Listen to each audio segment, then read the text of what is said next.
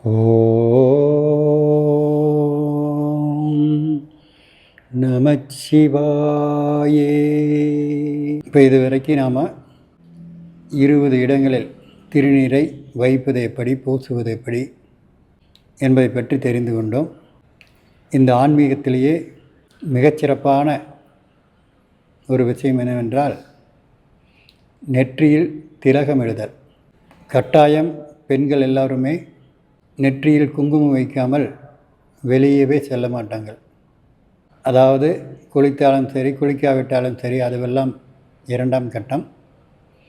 ஆனால் நெற்றியில் திலகமிடுவது மிக மிக முக்கியமான ஒரு அம்சம். ஏன் நெற்றியில் திலகமிட வேண்டும் அப்படிங்கிறத நாம் தெரிஞ்சிட்டுமா அது தினமே நமக்கு அது வைக்கலாங்கிற எண்ணத்தை தூண்டும். இந்த இடத்துல 2 இமைகளின் மையத்தில் ஒரு வர்ம புள்ளி இருக்கிறது. அந்த வர்மம்தான் திலர்த வர்மம். அந்த வர்மம் என்ன வேலை செய்கிறது என்று பார்த்தால், நுரையீரலிலிருந்து ஒரு காற்று மேலே வரும், பிரபஞ்சத்திலிருந்து காற்றுகள் உள்ளே செல்லும், மூக்கின் வழியாக உள்ளே ஊடுருவி செல்லும். இப்படி செல்லும் பொழுது இந்த இடத்தில் இருக்கக்கூடிய அந்த வர்மம் முடிச்சு வர்மம் வெளியிலே இருந்து உள்ளே செல்வதையும் உள்ளே இருந்து வெளியே வருவதையும் ஒன்றாக இணைத்து உயிர் சக்தியாக மாற்றுகிறது.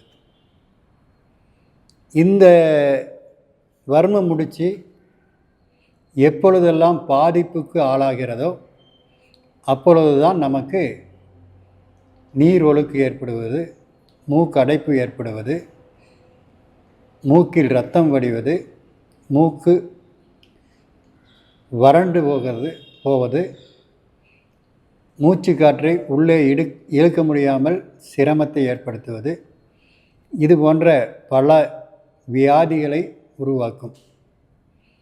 அந்த வியாதிகளெல்லாம் நம்மை தொடாமல் இருக்க வேண்டுமென்றால் இந்த திலர்த வர்மம் எப்பொழுதுமே பாதிக்கப்படாமல் இருக்க வேண்டும். அந்த பாதிப்படையாமல் இருப்பதற்குத்தான் நமது முன்னோர்கள், நமது சித்தர்கள் இந்த சித்தம் என்றால் உடல், இந்த உடலை எந்த விதமான பிணியும் இல்லாமல் வாழ வைக்க வேண்டும் என்பதற்காக பல விஷயங்களை சொல்லியிருக்கின்றார்கள். அதை நாம் செய்வதற்கு ஒவ்வொரு விஷயங்களையும் சொல்லியிருக்கிறார்கள், வழிமுறைகளையும்.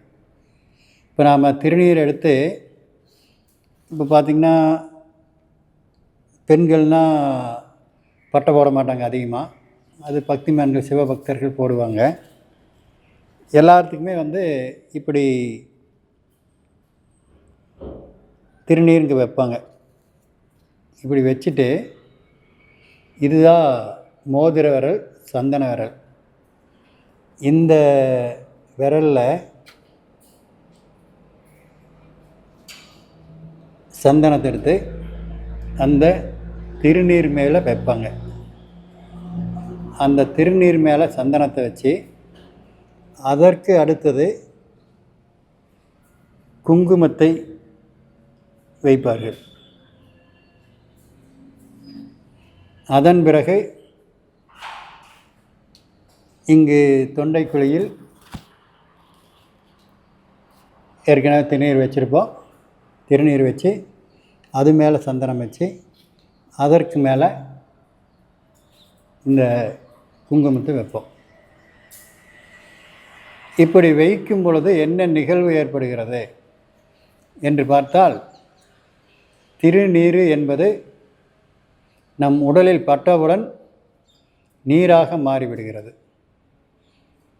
நீராக மாறும் திருநீரை இங்கு வைக்கும் பொழுது அந்த வர்ம முடிச்சிற்கு தேவையான நீர் சக்தி கிடைத்து விடுகிறது. சந்தனம் என்பது வெப்பம், அது குளிர்ச்சியை இழக்கக்கூடியது. அது வெப்பம், சூடு, பிரபஞ்சத்தில் இருக்கக்கூடிய ஈரக்காற்றையெல்லாம் தன்வசம் ஈர்த்து அது எப்பவுமே காயாமல் வறட்சி ஏற்படாமல் வைத்திருக்கக்கூடியது. அப்போது அந்த சந்தனத்தை அந்த திருநீர் மேல் வைக்கும் பொழுது அந்த திலர்த வர்மம் என்று சொல்லக்கூடிய, இப்போ நம்ம நவீனத்தில் பிட்யூட்டரி சுரப்பி என்று சொல்வார்கள், அந்த சுரப்பியை ஈரம் காயாமல் வெப்பம் குறையாமல் பாதுகாக்கக்கூடியது இந்த சந்தனத்தின் வேலை. அதன் பிறகு இந்த குங்குமத்தை வைக்கிறோம். குங்குமம் சிவப்பு நிறமானது. அந்த சிவப்பு என்றாலே நெருப்பு. அந்த சந்தனத்தின் மீது இந்த குங்குமத்தை வைக்கும் பொழுது அது நெருப்பு தீய காற்றுகளை எல்லாம் அழித்துவிடும். அழித்து அந்த இடத்திற்கு வெப்பம் குறையாமல் பாதுகாத்து கொள்ளும். நாம் நெருப்பை எப்பொழுதுமே எல்லோருமே வெப்பம் சூடு அப்படின்னு தான் சொல்லுவோம். உண்மையாக பார்த்தால் நெருப்பு என்பது குளிர்ச்சி.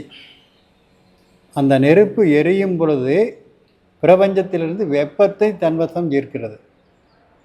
அதனால்தான் அதை வெப்பம் என்கிறோம். வெப்ப மண்டலம். அது குளிர்ச்சி, வெப்ப மண்டலம், வெப்பத்தை ஈர்க்கக்கூடியது.